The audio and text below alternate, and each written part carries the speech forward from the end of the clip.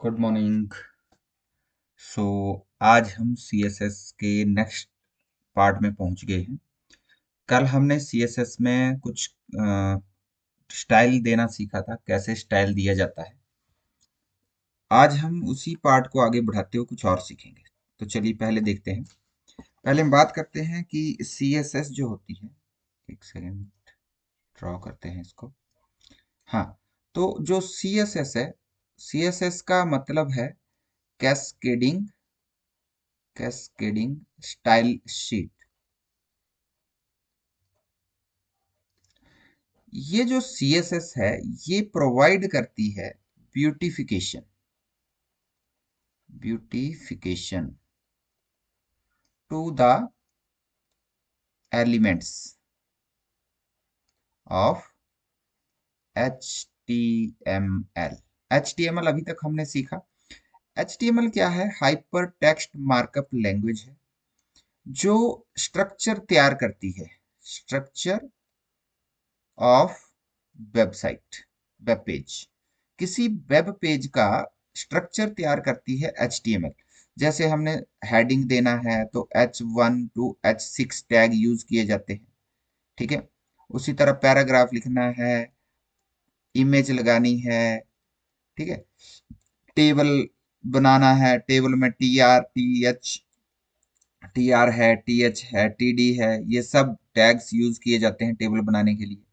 Paragraph बनाने के लिए ये टैग है, ठीक है। लिस्ट बनानी है तो लिस्ट के लिए हमारे पास दो तरह की लिस्ट है। एक अनऑर्डर्ड लिस्ट है, उसको यूएल टैग में लिखते हैं, और ऑर्डर्ड लिस्ट को ओएल टैग में लिखते हैं। और जो भी इनके अंदर लिस्ट बनानी होती है उनको LI टैग में लिखा जाता है, ठीक है। हमने कुछ और एट्रीब्यूट्स भी पढ़े हैं, तो सारे टैग्स हैं, इनको हम टैग्स कहते हैं। और किसी टैग के अंदर ही एलिमेंट को पूरा किया जाता है। कोई एलिमेंट जो होता है, किसी एलिमेंट को, HTML के किसी एलिमेंट को अगर हमने लिखना है तो HTML के एलिमेंट को लिखने के लिए टैग्स यूज किए जाते हैं, ठीक है।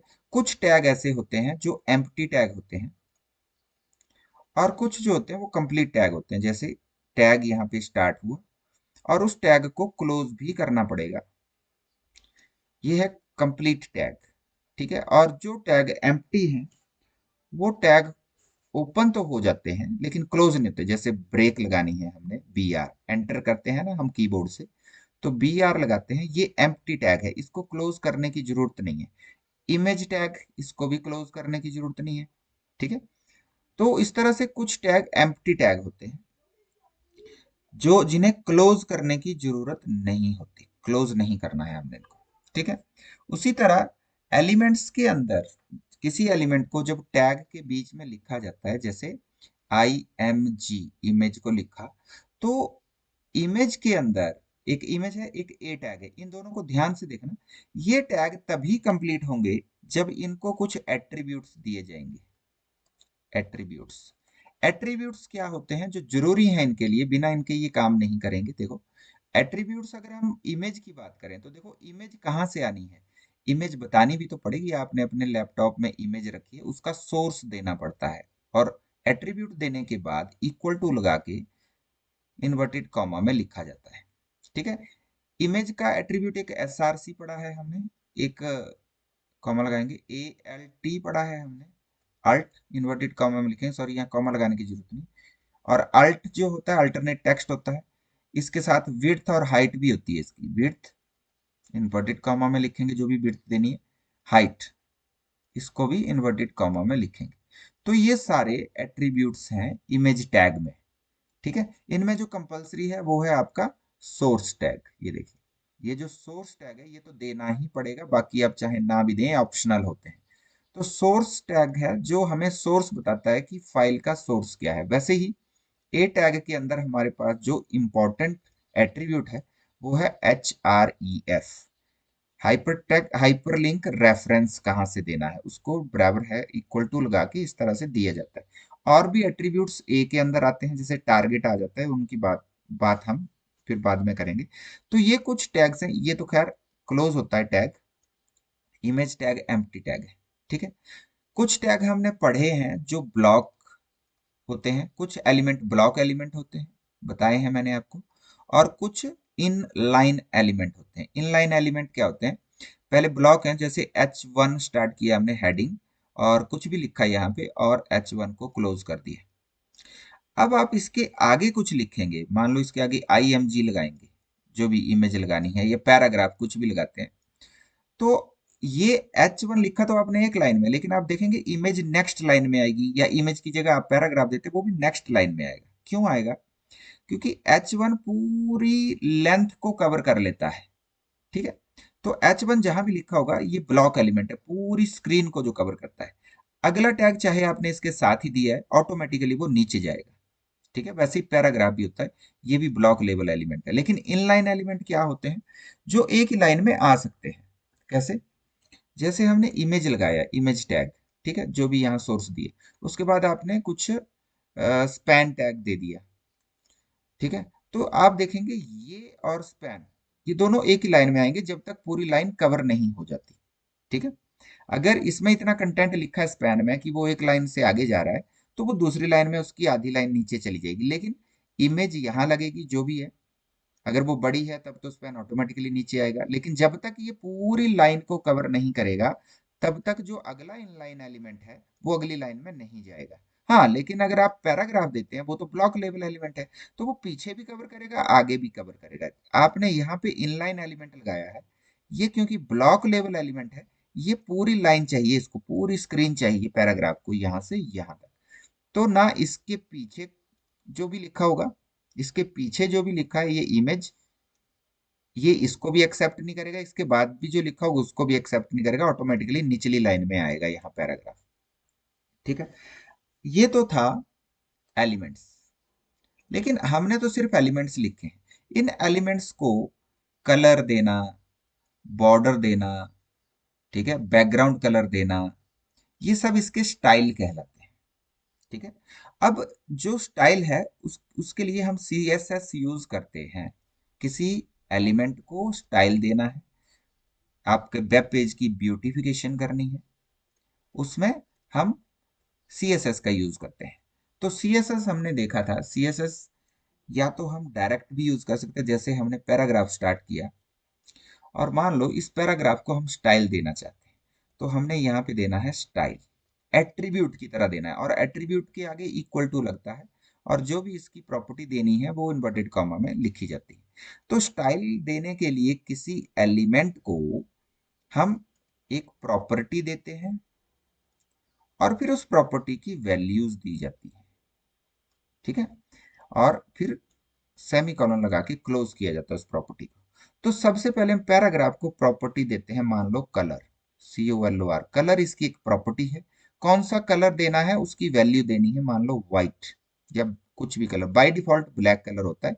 ये कलर जो प्रॉपर्टी है, ये जो कलर प्रॉपर्टी है, ये कलर प्रॉपर्टी आती है इस पैराग्राफ के अंदर जो भी कंटेंट लिखा है, टेक्स्ट लिखा है, उसका कलर होता है, कलर। ठीक है, कॉलन लगाएंगे, इसमें अभी क्लोज नहीं करेंगे स्टाइल को, कॉलन लगाएंगे, दूसरी प्रॉपर्टी देंगे background colour, BACKGROUND slash colour, slash नहीं सॉरी डैश कलर। तो ये बैकग्राउंड का कलर देगा, कैसा कलर चाहिए बैकग्राउंड में उसकी वैल्यू देनी है, ये दूसरी प्रॉपर्टी आ गई। इस प्रॉपर्टी को वैल्यू भी तो देनी पड़ती है, मान लो ग्रीन देना है। ठीक है, और सेमीकोलन लगा के क्लोज करना। तो इस स्टाइल में एक प्रॉपर्टी दूसरे कलर से देता हूं, एक प्रॉपर्टी दी जिसकी वैल्यू दी है कलर की, और दूसरी प्रॉपर्टी दी है बैकग्राउंड कलर, उसकी वैल्यू दी है, और यहाँ पे इन्वर्टेड कॉमा आप क्लोज करेंगे, तो देखिए स्टाइल एट्रीब्यूट बन गया ये ऐसे। अब ये इस पैराग्राफ को स्टाइल दे रहा है, इस पैराग्राफ के अंदर जो भी लिखा होगा उसको ये स्टाइल मिल जाएगा जो हमने यहाँ पे दिया। चलिए करके देखते हैं।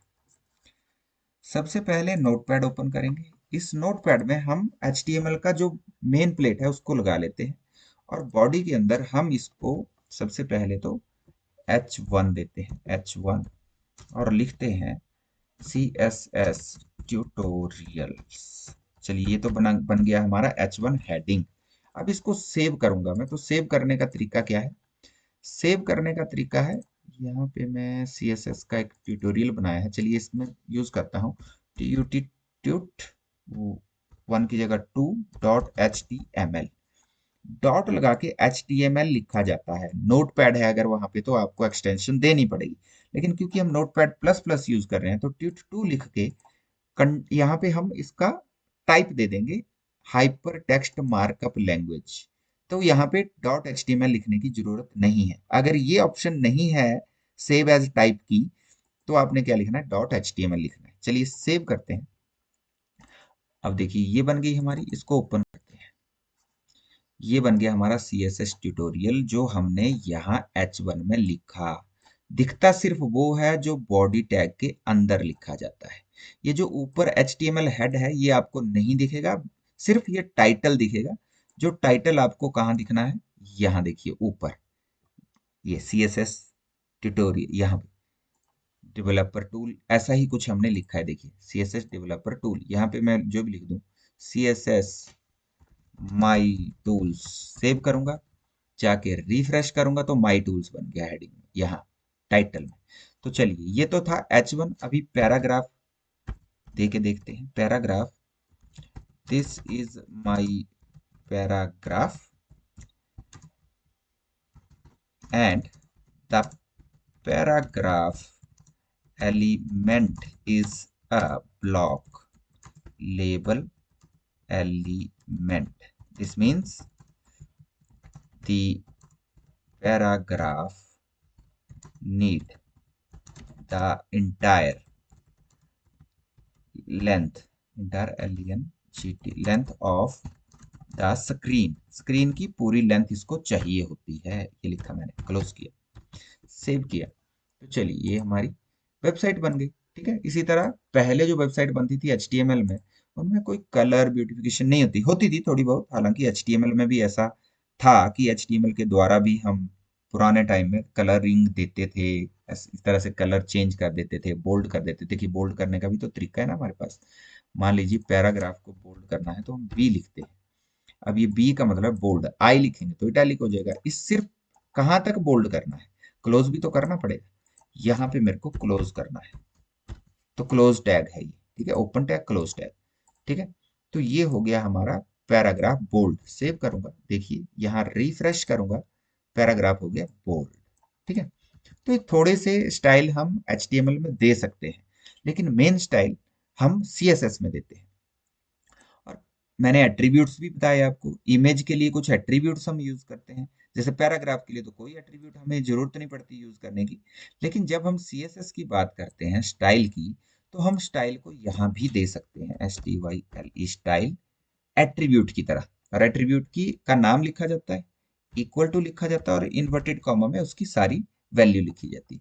तो देखिए अब जब स्टाइल दे रहे हैं तो उसमें दो चीजें आती हैं, पेयर में आती हैं, कि हमने कलर देना है, कॉलन लगा के कौन सा कलर देना है, WHIT व्हाइट कलर देना है। सेव करेंगे।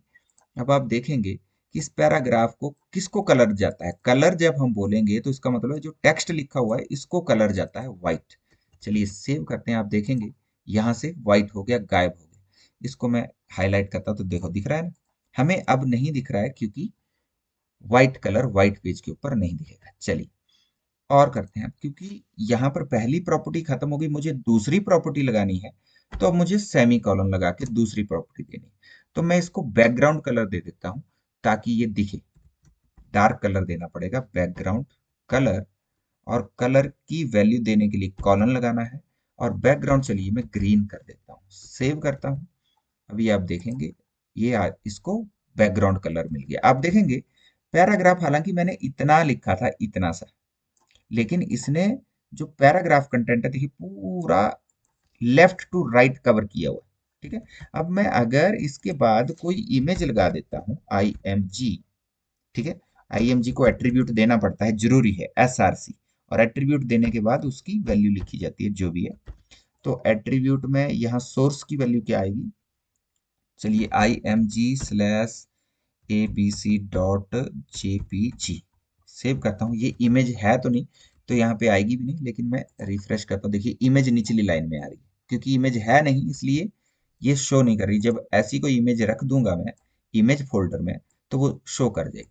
तो अगर इमेज शो ना करे तो हम अल्टरनेट टेक्स्ट दे सकते हैं। एक एट्रीब्यूट और है इमेज का, इक्वल टू, और हम लिखते हैं general image, GNERL general image लिख दिया, सेव किया। क्योंकि यहाँ इमेज शो नहीं हो रही है इसलिए अल्टरनेट टेक्स्ट दिखेगा।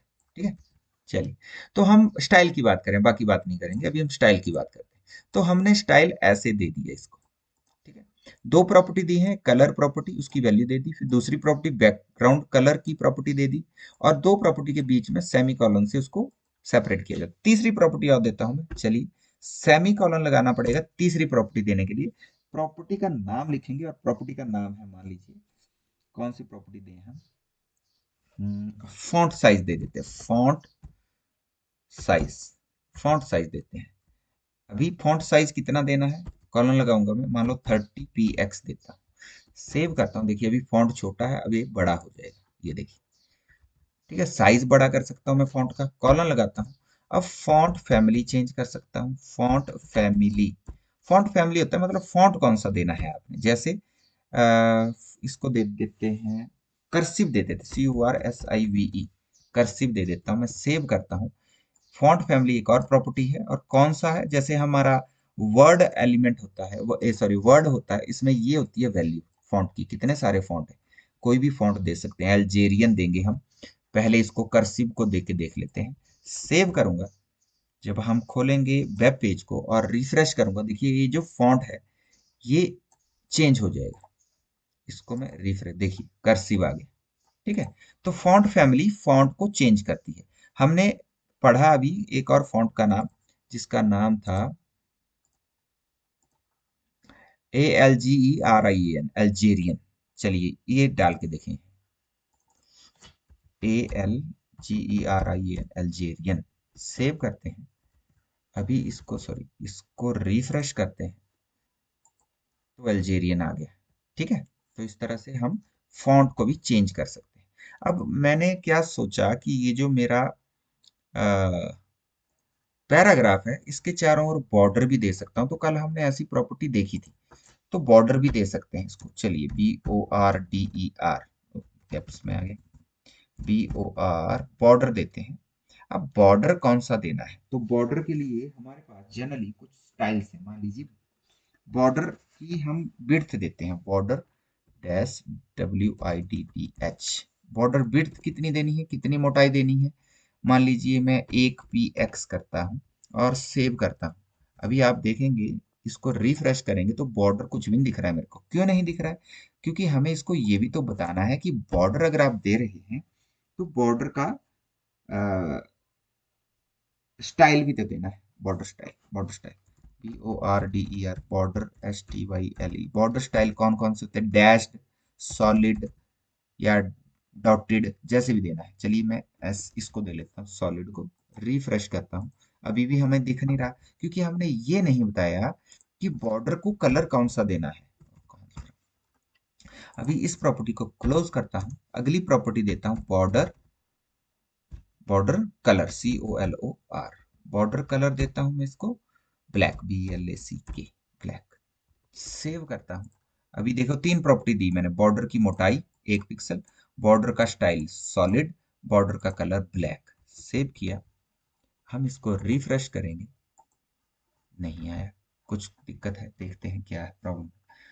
बॉर्डर स्टाइल हमने दे दिया है, बॉर्डर कलर दे दिया है, ओके ये स्पेलिंग गलत है यहाँ पे, BORDER, बॉर्डर कलर, फिर गलत हो रहा है, बॉर्डर कलर, सेव करेंगे। अब रिफ्रेश करेंगे तो आप देखेंगे यहाँ पे 1 पिक्सल का एक बॉर्डर आ गया। चलिए बड़ा करके दिखाता हूँ, देखिए ये 1 पिक्सल का बॉर्डर आ गया है। तो हमें यहाँ पे नहीं दिख रहा है, क्योंकि यहाँ पे ये बहुत छोटा दिख रहा है यहाँ पे। ठीक है, तो चलिए इसकी थोड़ी मोटाई बढ़ाते हैं, 1 पिक्सल से अब हम इसको 5 पिक्सल कर देते हैं, तो अब आपको क्लियर दिखेगा, ये देखिए। ठीक है, तो इस तरह से हम बॉर्डर की प्रॉपर्टी दे, और कल मैंने आपको बताया था कि ये सब देने की जरूरत नहीं है। तीन अलग अलग जगह पे हम डायरेक्टली इसको एक साथ दे सकते हैं, BORDER बॉर्डर करके बॉर्डर देना है, और मैंने बोला है इसको 5 px देना है, सॉलिड देना है, और इसको देना है रेड देते हैं। चलिए इस बार क्लोज करता हूँ। अभी ये जो हमने तीन प्रॉपर्टीज दी हैं, तो इनको डिलीट कर देते हैं, ये तीन प्रॉपर्टी डिलीट कर दी। तो बॉर्डर जब दिया, मैंने कुछ भी नहीं बोला बॉर्डर को स्टाइल देना है कि बॉर्डर को कलर देना है कि बॉर्डर को विड्थ देनी है। यहाँ बॉर्डर ने खुद ही बता दिए, पता है बॉर्डर दे के। जब हम बॉर्डर देंगे तो इसकी तीन प्रॉपर्टीज देनी पड़ेंगी। तो तीन प्रॉपर्टी ऑटोमेटिकली इस बॉर्डर को पता है क्या होती है। पहली इसकी विड्थ होती है, दूसरा इसका स्टाइल होता है, तीसरा इसका कलर होता है। तो अब तीन अलग अलग नहीं देंगे हम, एक साथ दे देंगे तो छोटा कोड हो जाता है हमारा। ठीक है, सेव करेंगे। अब इसको रिफ्रेश करेंगे, देखिए आगे। अब आप अगर आप सोचते हैं कि ये जो बॉर्डर है 5 पिक्सल का, ये बॉर्डर अलग अलग जगह पे अलग अलग आए तो मैं अलग अलग कर सकता हूँ। मान लो बॉर्डर सिर्फ टॉप में देना है, मैंने सेव करूंगा तो बॉर्डर सिर्फ ये टॉप पे आएगा, देखिए। ठीक है, अब यही बॉर्डर को मैं कॉपी करता हूँ और अगली प्रॉपर्टी बना के लिखता हूँ, बॉर्डर टॉप की जगह बॉर्डर राइट कर देता हूँ। और बॉर्डर राइट का पिक्सल में 2 पिक्सल कर देता हूँ, सॉलिड की जगह डॉटेड कर देता हूँ, और रेड की जगह ब्लैक कर देता हूँ। तो सेव करूंगा, देखिए अब राइट में, ये आपका राइट है, राइट में भी बॉर्डर लगेगा, ये देखिए आप। क्योंकि ये देखिए डॉटेड, क्योंकि ये बहुत छोटा है तो मैं इसको थोड़ा पिक्सल बढ़ा देता हूँ। कितना पिक्सल किया हमने, 2। इस पिक्सल को 10 पिक्सल कर देता हूँ, सेव करता हूँ। अब आप रिफ्रेश करेंगे, देखिए ये डॉटेड आ गया 10 पिक्सल का। अब राइट के साथ साथ मैं चाहता हूँ कि टॉप पे दे दिया, राइट पे दे दिया, अब टॉप के साथ साथ बॉटम पे भी दे दो। यहाँ पे टॉप के साथ साथ कॉपी पेस्ट किया है मैंने। बॉटम, बॉटम में भी 5 पिक्सल देता हूँ, रेड की जगह मैं इसको करता हूँ पर्पल। ठीक है, सेव किया तो देखिए अभी बॉटम में पर्पल आ गया। अब रह गया लेफ्ट, तो टॉप के साथ साथ अब मैं लेफ्ट में भी देता हूँ। चलिए इसको लेफ्ट कहते हैं। लेफ्ट को देता हूँ रेड की जगह ग्रीन, ग्रीन तो पहले से कलर है। इसको देता हूँ ब्लू, BLUE, ब्लू। सेव करता हूँ, अब इसको रिफ्रेश, देखिए ब्लू आ गया। अच्छा, यहाँ डॉटेड की जगह सॉलिड का देता है क्योंकि ये बहुत अजीब सा लग रहा है, सॉलिड। बल्कि बॉटम वाले पे हम जरूर सॉलिड की जगह डैश्ड कर सकते हैं, डैश्ड कर देते हैं। तो डैश्ड भी दिखा देता हूँ मैं आपको, ये देखिए ये डैश्ड आ रहा है। ठीक है, तो इस तरह से चारों जगह अलग अलग मैंने बॉर्डर दे दिया। बॉर्डर टॉप कौन सा आना चाहिए, उसकी प्रॉपर्टीज, बॉर्डर लेफ्ट उसकी प्रॉपर्टीज, बॉर्डर बॉटम उसकी प्रॉपर्टीज, बॉर्डर राइट इसकी प्रॉपर्टी। 10 की जगह मैं इसको भी 5 पिक्सल कर देता हूँ, थोड़ा बना रहेगा सही। ठीक है, सेव किया तो ये अब सही आ गया। ठीक है, चारों तरफ अलग अलग बॉर्डर आ गए। अच्छा, बॉर्डर को मैं एक और प्रॉपर्टी दे सकता हूँ। जब बॉर्डर दिया है तो बॉर्डर को रेडियस भी दे सकता हूँ।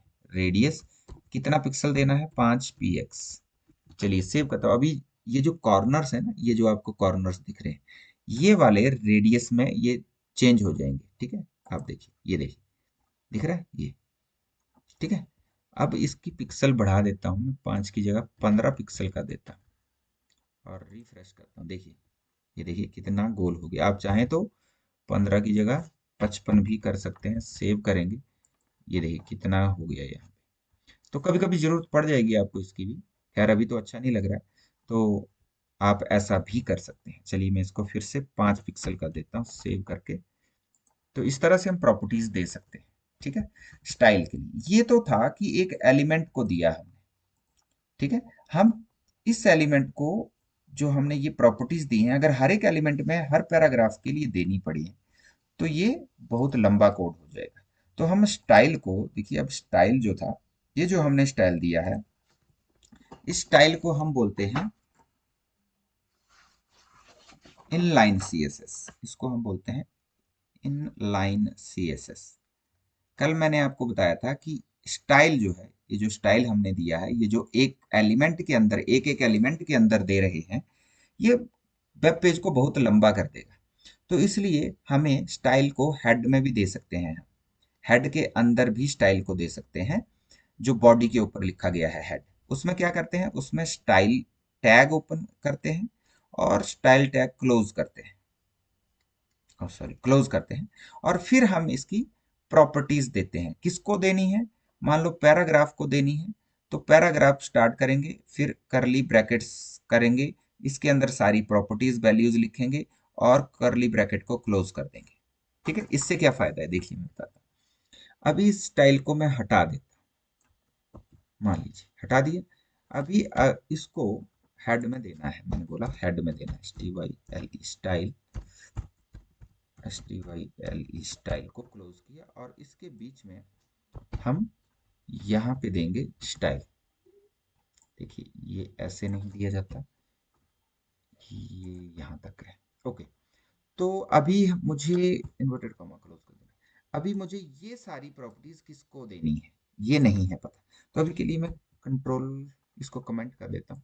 कमेंट कैसे किया जाता है, बैकवर्ड स्लैश लगा के, स्टार लगा के, और स्टार लगा के, और बैकवर्ड स्लैश लगा के, तो अब ये हमारे पास कमेंट है। ठीक है, अच्छा अभी आप फिर से देखेंगे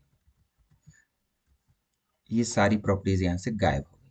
ठीक है, मान लीजिए हमारे पास एक पैराग्राफ नहीं है, ऐसे कई 10 पैराग्राफ है। मान लीजिए 1 2 3, दिस इज माई, यहाँ पे लिख देता हूँ SECOND second paragraph, this is my THIRD third paragraph, and this is my FOURTH fourth paragraph. Save किया।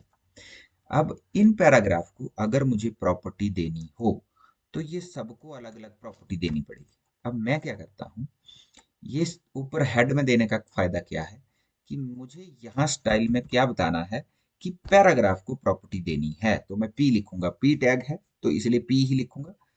फिर मैं करली ब्रैकेट्स लगाऊंगा और जहां पे ये कोड क्लोज हो रहा है वहां पे करली ब्रैकेट्स क्लोज कर दूंगा। ठीक है, तो पहले कलर प्रॉपर्टी दी, ये याद रखना जब हेड में स्टाइल देंगे तो स्टाइल टैग लिखेंगे, फिर जिस एलिमेंट को प्रॉपर्टी देनी है उस टैग का नाम लिखेंगे, पी को देनी है, और फिर उसकी सारी प्रॉपर्टीज दी जाती हैं करली ब्रैकेट्स के अंदर। ठीक है, करली ब्रैकेट्स लिखे जाते हैं। तो अब जितने भी पैराग्राफ हैं ये सबको ही प्रॉपर्टी मिल गई। देखिए एक बार हमने कोड लिखा और जितने भी पैराग्राफ थे सबको ये प्रॉपर्टी मिल जाएगी। अब आप देखेंगे, ये देखिए सबको प्रॉपर्टी मिल गई। 4 पैराग्राफ कितने लिखे हैं, चार, चारों को मिल गई। अब छोटा करके दिखाता हूँ, देखिए 4 पैराग्राफ को ये प्रॉपर्टी मिल गई। ठीक है, तो इस तरह से हम एक ही जगह प्रॉपर्टी दे सकते हैं। अब मान लीजिए हमने H1 लिखा है, H1 H1 H1, ये देखिए लिखा तो मैंने एक लाइन में, क्योंकि ये ब्लॉक एलिमेंट है तो ये 4 लाइन में आएगा, 1 2 3 4 5 लाइन में आएगा। आप रिफ्रेश करेंगे देखिए 1 2 3 4 5, एक के नीचे दूसरा आ रहा है, जबकि कोड तो हमने एक लाइन में लिखा है। क्यों ऐसा आ रहा है, क्योंकि ये जो H1 है ये पूरी लेंथ को कवर करता है, क्योंकि ये ब्लॉक एलिमेंट है। ठीक है, अब मैं चाहता हूँ कि जो मैंने पैराग्राफ को प्रॉपर्टी दी वो H1 को भी मिल जाए। तो देखिए अब मुझे क्या करना है, पी के आगे कॉमा लगाना है और H1 लिख देना है। मैं बोल रहा हूँ कि पी को भी ये प्रॉपर्टी मिल जाए, H1 को भी प्रॉपर्टी मिल जाए, तो ये सारा कोड मुझे दोबारा लिखने की जरूरत नहीं थी H1 के लिए, सिर्फ मैंने H1 कॉमा लगा के लिख दिया। अब मैं रिफ्रेश करूंगा तो सबको मिल गई, देखो प्रॉपर्टी, आसान हो गया। तो इस तरह से हम किसी एलिमेंट को प्रॉपर्टी दे सकते हैं CSS की। और आपको ये जो प्रॉपर्टी हम दे रहे हैं हेड के अंदर दी जा रही है, उसी पेज में हेड के अंदर ये प्रॉपर्टीज दी जा रही हैं, तो इसे हम इंटरनल CSS कहते हैं, इंटरनल CSS। ठीक है, तो एक हमने इनलाइन CSS को समझा, एक हमने इंटरनल CSS को समझ लिया। तो दो CSS है। इनलाइन प्रत्येक एलिमेंट में अलग अलग दी जाएगी, लेकिन जो इंटरनल CSS है वो एक हेड टैग के स्टाइल टैग में एक बार दी जाएगी और वो सभी एलिमेंट को मिल जाएगी। ठीक है, अब आप चाहें कि मुझे तो जी ये जो 4 एलिमेंट थे इन सबको ये प्रॉपर्टी नहीं चाहिए थी, मान लो मुझे सिर्फ इसी के लिए चाहिए थी, पहले पैराग्राफ ये जो है इसी पैराग्राफ के लिए प्रॉपर्टी चाहिए थी, तो मैं एक और काम कर सकता हूँ कि मैंने यहाँ पे पी लिखा, इस पी के स्थान पर मैं इसको एक क्लास दे सकता हूँ। देखो मुझे यहाँ पैराग्राफ को एट्रीब्यूट देना है क्लास, मैंने इसको बोला कि इसको एक क्लास देता हूँ इक्वल टू, ऐसे लिखे जाते हैं एट्रीब्यूट एलिमेंट में, इन्वर्टेड कॉमा के बीच में मैं क्लास देता हूँ STYLING, स्टाइलिंग, स्टाइलिंग नाम दे दिया मैंने इस क्लास को। ठीक है, तो मैं क्या करूंगा, पी की जगह पे स्टाइलिंग लिखूंगा। इस जहां जहां ये स्टाइलिंग क्लास है वहां वहां ये प्रॉपर्टी मिलनी चाहिए। मैं H1 भी हटा देता हूँ। ठीक है, लेकिन ये स्टाइलिंग ऐसे नहीं लिखा जाता, जब क्लास लिखी जाती है तो HTML को बताना पड़ता है भी मैंने ये क्लास लिखी है, क्योंकि वो कंफ्यूज हो जाएगा, भाई स्टाइलिंग तो कोई टैग ही नहीं है, तो हमने तो अपना नाम दिया है, तो हम क्या बोलेंगे डॉट।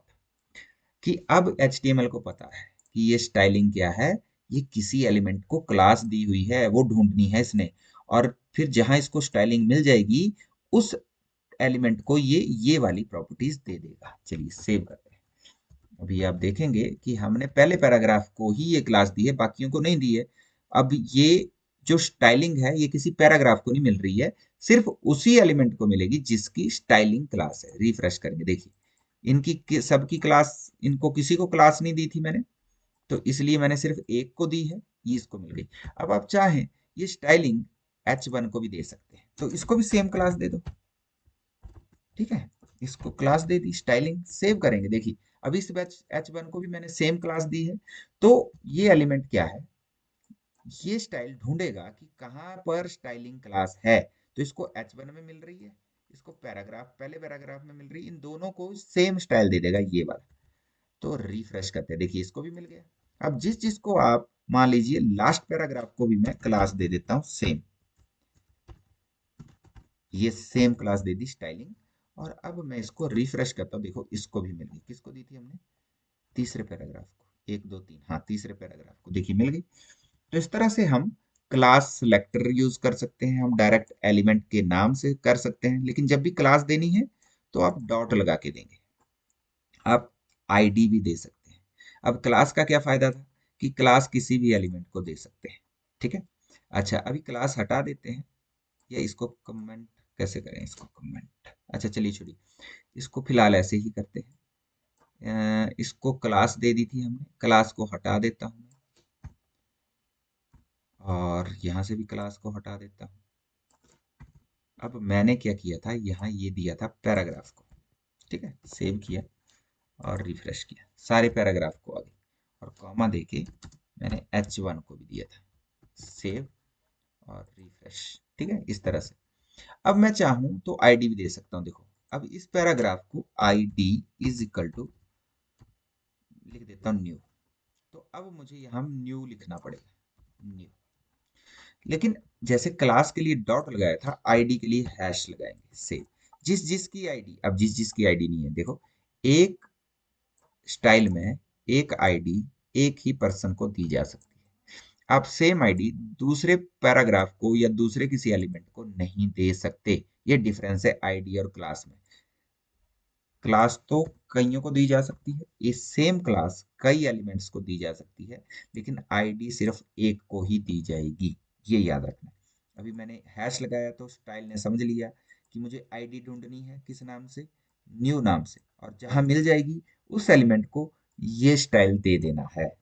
ठीक है, तो अब रिफ्रेश करते देखिए जिसकी आईडी पहले पैराग्राफ की आईडी थी, अगर मान लो मैं यहाँ से कट करता हूँ और इसको आईडी देता हूँ, देखो दो जगह आईडी नहीं दे सकते, एक ही जगह देनी।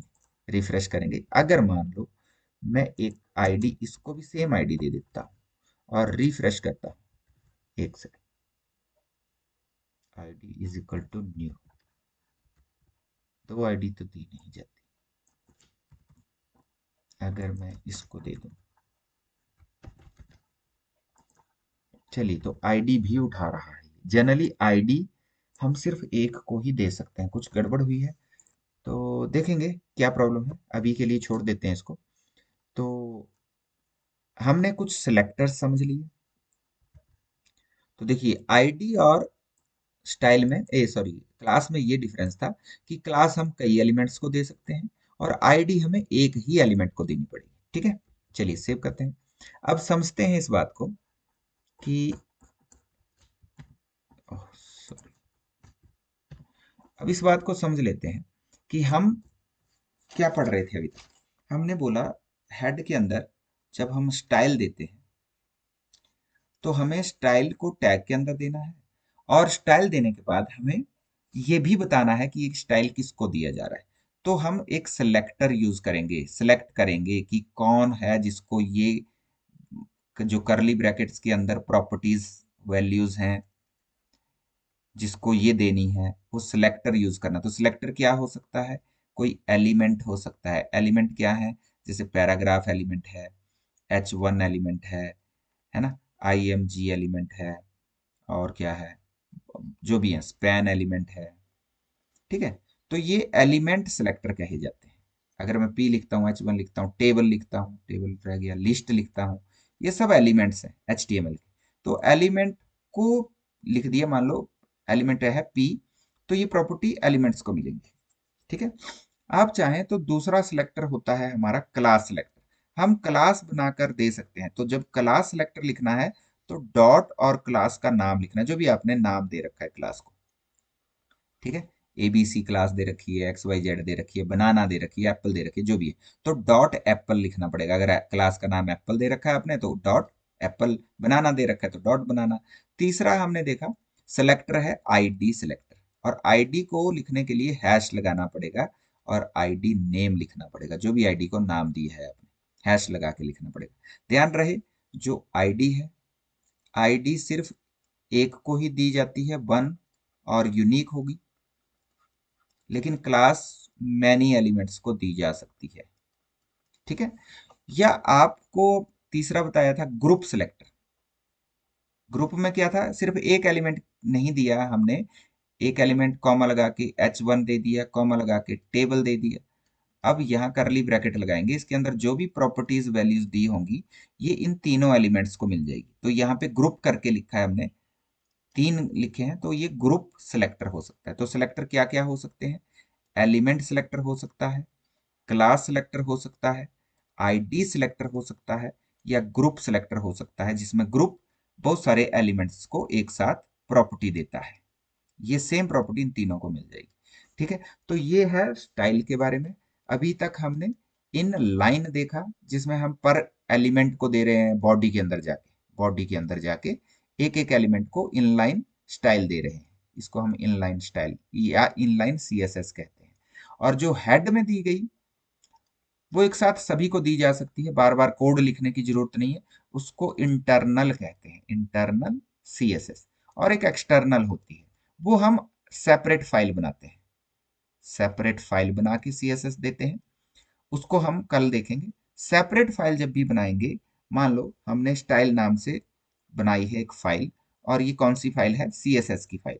तो जैसे HTML की फाइल को एक्सटेंशन हम देते थे .html, वैसे ही CSS की फाइल को हम देंगे .css। तो मान लो हमने नाम रखा स्टाइल, तो उसको क्या करेंगे, .css लिखेंगे, इस तरह से सेव करेंगे, सेव करेंगे। जैसे HTML को .abc.html लिख के सेव किया था, वैसे ही स्टाइल को abc.css लिख के सेव करेंगे। ठीक है, तो इतना काफ़ी है आज के लिए, काफ़ी लंबा वीडियो हो गया, लेकिन इसको आप फिर से अच्छे से समझें और कोशिश करो कि जो कल पढ़ा था, आज जो पढ़ा, वो मैच हो जाए एक दूसरे के साथ, और अंडरस्टैंड हो जाए, अच्छे से आपको अंडरस्टैंड हो जाए। तभी हम आगे बढ़ेंगे अगले लेवल पे, क्योंकि अभी तक हमें इन्हीं चीज़ों को अच्छे से समझना है कि प्रॉपर्टी वैल्यूज कैसे दी जाती हैं, CSS का क्या मतलब है, स्टाइल का क्या मतलब है, इनलाइन का क्या मतलब है, और इंटरनल CSS का क्या मतलब है। एक्सटर्नल पे बाद में जाएंगे। ठीक है, काफ़ी है इतना। Thank you.